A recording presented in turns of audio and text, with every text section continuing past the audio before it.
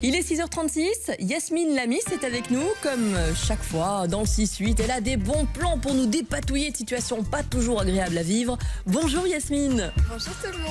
Vous allez bien? Ça va bien et vous? Mais très très bien, magnifique boucle d'oreille, on dirait des papillons qui vont s'envoler. Oui, voilà. Et ça tombe bien? La pub pour Matako, une jeune Belge qui monte comme ça.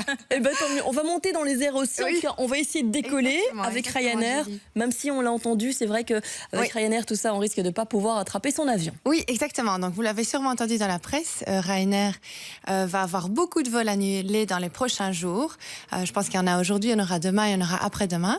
Et justement, la semaine passée, je vous parlais des camps scouts. Et aujourd'hui, je voudrais vous reparler justement d'une troupe pionnier que je connais bien et qui n'a pas pu partir en camp il y a une semaine. Pourquoi? Eh bien, parce que leur avion pour l'Irlande était annulé dernière minute.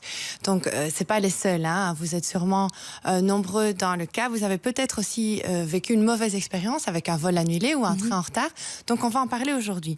Alors, justement, ces PO, eh bien, le 13 juillet dernier, ils vont à Charleroi, ils enregistrent leurs bagages, tout est prêt, ils sont prêts à partir. On en a parlé justement dans le JT et 30 minutes avant le décollage, pouf, le vol annulé. Oui.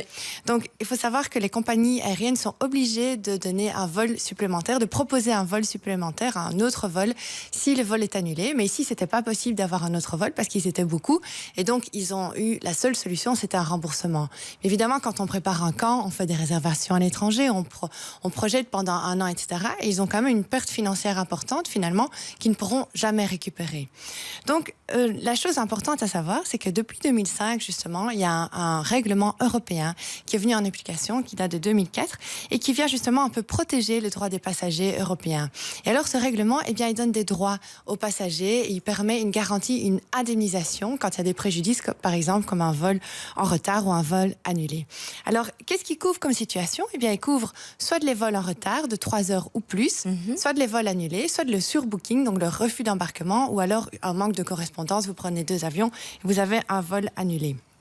Donc ici, on peut aller jusqu'à 600 € de dédommagement. Ça dépend un petit peu où vous allez. Et alors aussi, ce qui est important à savoir, c'est que ça dépend de la date annoncée. Donc au plus tôt vous serez informé du retard ou de l'annulation de l'avion, eh bien ça se peut que vous n'obteniez pas la totalité de l'indemnisation. Si on vous prévient 3 semaines à l'avance, voilà, votre vol sera annulé, eh bien là peut-être que vous n'aurez pas droit à une indemnisation. Donc il faut toujours vérifier par rapport à ça. Et alors ça concerne quoi? Eh bien ça concerne tous les vols dans l'Union européenne, donc tous les vols à destination de l'Union européenne ou alors les vols qui partent de l'Union européenne. Et alors aussi, la législation américaine prévoit aussi des indemnisations. Donc, si vous prenez un vol pour l'étranger, les États-Unis, vous pouvez aussi bénéficier d'indemnisation. Donc, justement, ici, on voit le petit schéma. Alors, on se pose la question, comment procéder? Donc, la première question à savoir, c'est combien est-ce qu'on peut réclamer? Donc, vous voyez, quand on va pour un vol de 0 à 1500 km, on a droit plus ou moins à 250 €.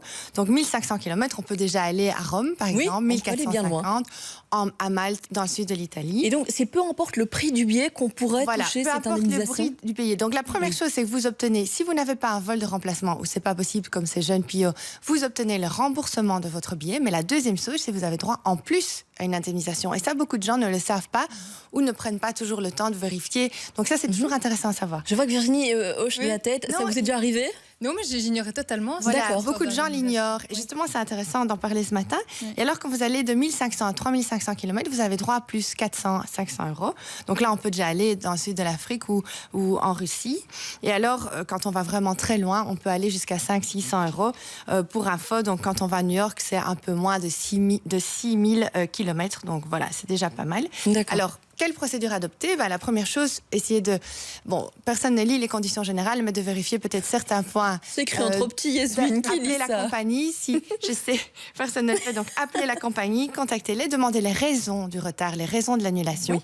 Parce que parfois, ça arrive que pour des circonstances extraordinaires, donc la force majeure, comme on dit, vous ne serez pas indemnisé. Donc, par exemple, s'il y a des mauvaises conditions climatiques ou s'il y a un vol d'oiseau, comme on a vu à New York, cet avion qui a atterri parce qu'il y avait eu un vol d'oiseau, donc ici une circonstance extraordinaire, eh bien là, vous n'obtiendrez pas indemnisation. Et alors, un truc important, ici, quand on parle de Ryanair, ici, on parle de grève du personnel de cabine. Donc ici, la grève, elle est inhérente à la société Ryanair, c'est-à-dire qu'ici, Ryanair aurait pu éviter cette grève. Et donc, ici, quand la grève est inhérente à la société, on peut obtenir indemnisation. S'il y a une grève, par exemple, des contrôleurs aériens, une grève des bagagistes, là, c'est extérieur et donc vous n'avez pas droit. Donc voilà. Et alors, une dernière chose, si vous, après avoir contacté la compagnie et avoir fait tout le nécessaire, la compagnie refuse de vous indemniser, eh bien, saisissez le tribunal, faites valoir vos droits. Vous avez un délai de 2 ans. C'est toujours intéressant de le faire. Merci en tout cas pour ces explications. La prochaine fois, Virginie, on ira chercher nos petits sous. Voilà, exactement. Pensez à vos prochaines vacances.